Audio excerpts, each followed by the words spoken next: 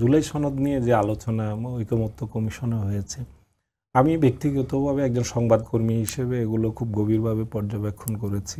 একটা পর্যায়ে আমার মনে হয়েছিল এই জুলাই সনদের সবচেয়ে বড় বাধা হয়ে দাঁড়াবে বিএনপি। কারণ বিএনপির দায়িত্বশীলতার জায়গাটা তো একটু বেশি, কারণ হচ্ছে যে সম্ভাব্য আগামীর ক্ষমতাসীন দল বিএনপি। এখনও পর্যন্ত হিসাব নিকাশ বা বড় দল হিসেবে জামাত নতুন ক্ষমতার দাবিদার, এটা তারা করছে যে ক্ষমতায় যেতে চায় এবং সেটা তারা আশা করছে, তাদের জনপ্রিয়তা বেড়েছে। তো কিন্তু মানে নিশ্চিতভাবে যদি আপনি মানুষকে জিজ্ঞেস করেন তাহলে সবচেয়ে বেশি সম্ভাবনাময় দল হচ্ছে বিএনপি। তো বিএনপিকে যখন অঙ্গীকার করতে হবে, বিএনপিকে বাস্তবসম্মত অঙ্গীকার করতে হবে। এখানে আরেকটা দেখার বিষয় হচ্ছে যে এই জায়গাটাতে বিএনপি তো এমন পারতো যে ঠিক আছে যে আমরা সব যা বলছে সব মেনে নিলাম, দেন সই করে দিই, নির্বাচনে চলে যাই। এটা করছে না কি কারণে? নতুন বাস্তবতায়।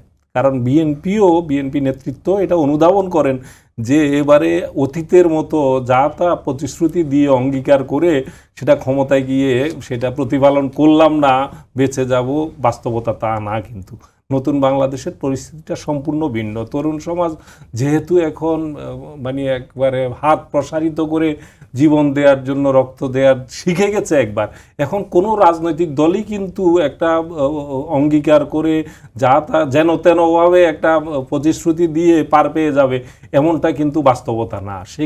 সেই কারণেই কিন্তু আপনি বিএনপির যিনি প্রতিনিধিত্ব করেছেন, বিশেষ করে স্থানীয় কমিটির সদস্য সালাউদ্দিন আহমেদ, আমি সাধারণত সংবাদকর্মীরা কারো প্রশংসা করে না, আমরা ভুল ত্রুটি বেশি, কিন্তু আমি সত্যিকার অর্থে আমি তার সার্বিক ভূমিকা বেশ আমার কাছে মনে হয়েছে তিনি অত্যন্ত নিজে প্রজ্ঞার পরিচয় দিয়েছেন এবং তার প্রত্যেকটি বক্তব্যের মধ্যে অনেকখানি ভারসাম্যের জায়গাটা তিনি রক্ষা করার চেষ্টা করেছেন এবং বিএনপি যেই সব জায়গাগুলোতে একদম আলোচনা আটকে যাওয়ার মতো পরিস্থিতি হয়েছিল সেই জায়গাগুলো ওভারকাম করার ক্ষেত্রে বিএনপি অনেকটা উদারতার জায়গাও আমরা দেখেছি।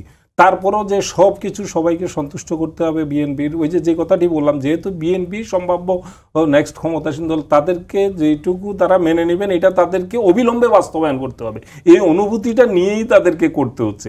আর অন্য যারা ক্ষমতায় যাবে না তারা তো যে কোনো কিছুর অঙ্গীকার করা তাদের জন্য সহজ, বা ক্ষমতার প্রধান শরিক হবে না। তো সেই জায়গাটাতে বিএনপি আমি মনে করি অনেক ছাড় দিয়ে শেষ পর্যন্ত যে এটা সই করেছে, বিএনপি সবার আগে আমি মনে করি ধন্যবাদ পাওয়ার যোগ্য। তা না হলে কিন্তু এই জুলাই সনদ অনেক আগেই আটকে যাওয়ার মতো পরিস্থিতি তৈরি হয়েছিল। তারপরও আমি মনে করি বড় দল হিসেবে বিএনপিরই দায়িত্ব বেশি, ছাড় দেওয়ার দায়িত্বটাও কিন্তু একই সঙ্গে বিএনপিরই বেশি। তাদেরকে অনেক বেশি উদার হতে হবে, ক্ষমতায় গিয়েও তাদেরকে যে অঙ্গীকারগুলো তারা 31 দফা অঙ্গীকার করে রেখেছে, আবার এখানে অনেকগুলো অঙ্গীকার নামায় সই করেছে, এগুলো বাস্তবসম্মতভাবে তাদেরকে ক্ষমতায় গিয়ে বাস্তবায়ন করতে গিয়ে এটা অত সহজ হবে না। কিন্তু বাংলাদেশের বাস্তবতা তো খুবই কঠিন, আমরা কম বেশি সবাই অনুধাবন করি। সেখানে যতগুলো বিষয় এসছে, বিশেষ করে এই অঙ্গীকারনামায় এমন কিছু বিষয় আছে যেগুলো বাস্তবায়ন করতে বেশ চ্যালেঞ্জের হবে। তারপরেও সেগুলো যদি সমস্ত রাজনৈতিক দলগুলো যদি পারস্পরিক সহযোগিতার মধ্য দিয়ে সেটা যদি না করে, তাহলে কিন্তু ফ্যাসিবাদের ফিরে আসার সম্ভাবনাটাই ততটা প্রবল হবে। সেই জায়গাটা মাথায় রেখেই আমাদেরকে সব কিছু করতে হবে।